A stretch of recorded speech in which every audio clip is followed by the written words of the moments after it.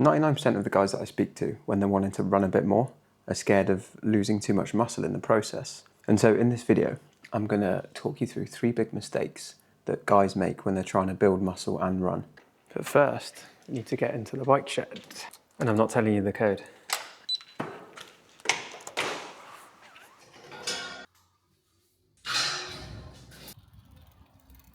We have landed in the land of Victoria Park.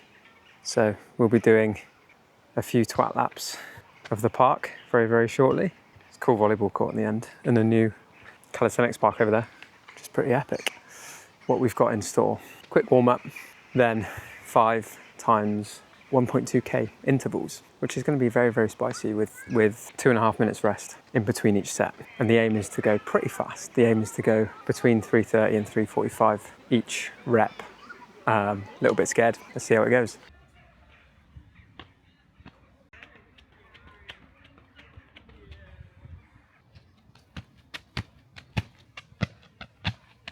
Warm up almost done. Just got to do 5 lots of 800-meter strides. Some cute dogs over there. But we're off. See how we go. Catch you on the flip side. I'll let you know what the first mistake is after my first rep. J'ai fini. Didn't have it in me to film in between sets, so we're done. Tough one. Didn't quite hit what I wanted to. Probably didn't have the fuel in me today. Been sat at the desk all day working.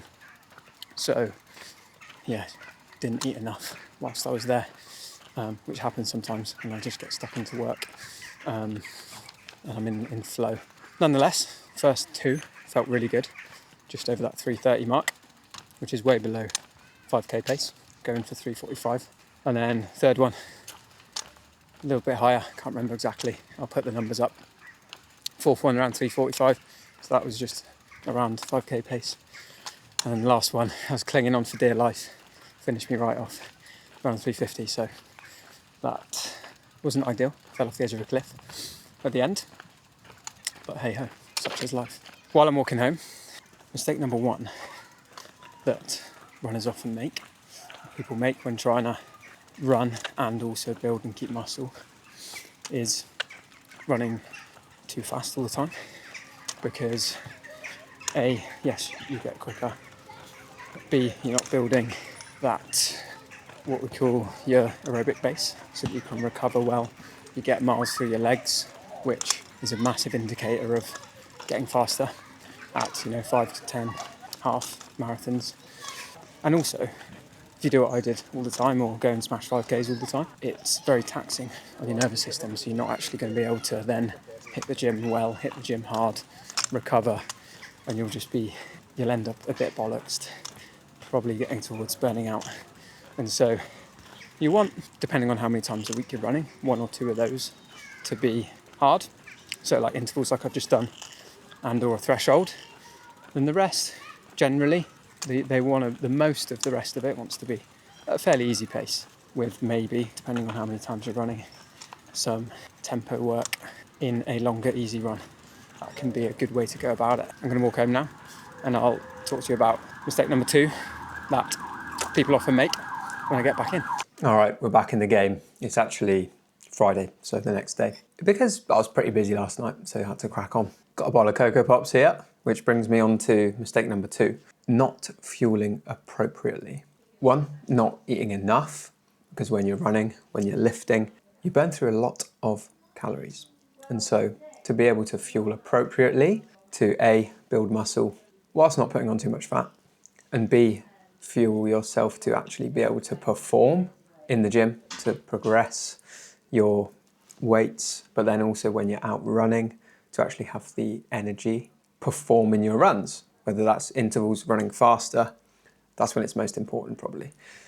Or if you're going on longer runs, to not tail off towards the end. And carbohydrates are key for recovery. They say that actually, if you've done a hard training session, you should try and aim, well, not that you should do anything, you can do whatever the fuck you want, but to optimize your recovery, you want to aim for roughly 1 gram per kilo of body weight for 4 hours post training. So fueling yourself appropriately, getting enough carbs in on, but then also eating quality food throughout those days as well, and especially on those off days.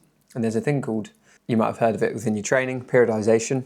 You can do exactly the same in your nutrition and what you eat. So on higher days where you've got maybe a double day, or maybe things are a bit more intense, get some more carbs in. Like I've got a double day today, so I'm having a bowl of Cocoa Pops before my session so that I've got the glycogen stores to be able to hit it and attack it and do well. Yeah, if I just ate Cocoa Pops all day, probably not the best nutrition, but to perform, they're pretty good. So on those days where you're recovering or resting, you can lessen the calories, lessen the carbs that you're eating, and maybe bump up the healthy fats and protein slightly. So you can do that across the week. And what I do with the guys as well is, some guys who are training for performance, we periodize the amount of calories they eat across each day of the week so that their weekly total is enough to hit their goal, whether they want to lose body fat, maintain, or build muscle. So they're in a slight surplus or maintenance across the whole week. Whereas some days they might technically be in a deficit, some days they'll be way over their daily calorie target. So that's a little nugget on nutrition for running whilst trying to keep and build muscle. I'm going to enjoy my bowl of Cocoa Pops now and head off to the gym. All right, so we're here at the beautiful compound gym. Got a full body session, hitting some pre-lift plyos. I'm actually doing those, if you can see, which you will see, in socks or barefoot this time. The reason being is because I've been doing it in shoes and it's great. There's a bit of cushioning on the shoe. So doing it barefoot, if you've built up the tolerance, can be really good to get that ankle tendon stiffness and train that even more. Got some pogos into vertical jumps. Got some, what else? Can't remember now. Single leg box jumps. Back squat heavy now because we're in the intensification block, building up to that 1RM again. So 2 lots of 2 lots of singles, and then wave loading on the bench press, which I'll explain a little bit more when we get to it. And then heavy pull-ups. And lastly, some trains, always trains. And lastly, just some bits for the hammies, RDLs. So let's get into it.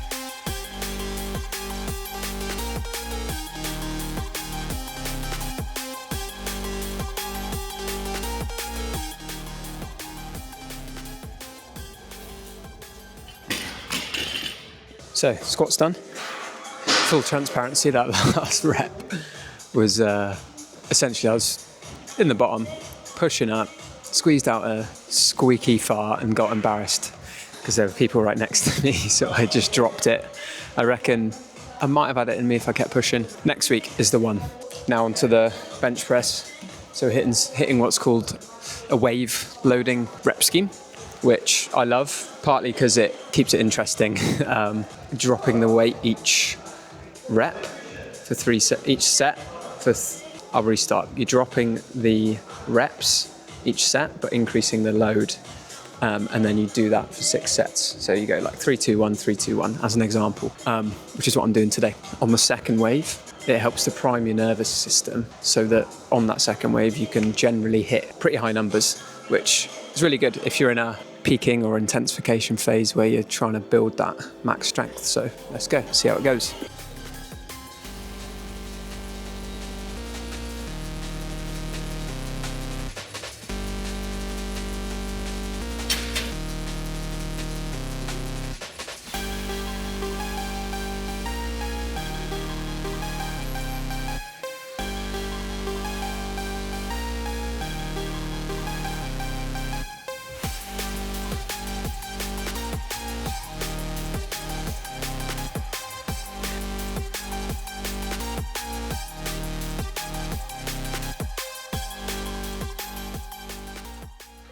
Yes, so session 3 of the week hit. Myself and Rach are now heading off to our second wedding in 2 weekends, down to the Midlands, aren't we, Rach? Where are we heading? Wolverhampton. Nice. So yeah, it'll be a good fun weekend of dancing, boogieing and beers. But I wanted to tell you on the way before I got there, because I want to get this video sent out to you. The third mistake that guys often make when trying to run and hit the gym, build their strength, build muscle at the same time, is a mistake that I've done a lot actually, and funnily enough, I've done it in this block of training, is not prioritising good recovery. Because if you don't recover, you don't adapt.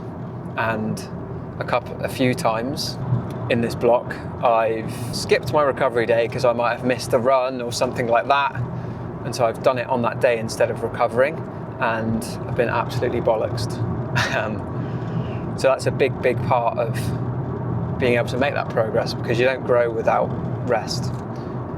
So that's the third mistake that guys often make, is not prioritising recovery. Now, what's the next song we're chucking on, Rach? Don't know. All right, we're going to boogie out to Evacuate the Dance Floor. Whoa, whoa. Done. Yeah, done. Run it whenever you are. If I stop it recording. Just press the button again. Wave after wave.